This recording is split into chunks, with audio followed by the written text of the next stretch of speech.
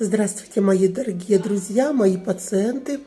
На первом моем канале «Ваш домашний лекарь-аптекарь» вышло обширное видео про цветы белой лилии. Как использовать это средство, кроме как в букетах. И сейчас я вам хочу рассказать прекрасный рецепт, очень вкусное лекарство, которое подойдет вашим детям и вам, взрослым, если у вас нет аллергии на лилию, на оранжевый, на желтый цвет. 30 цветов лилии, заливаете пол-литрами меда.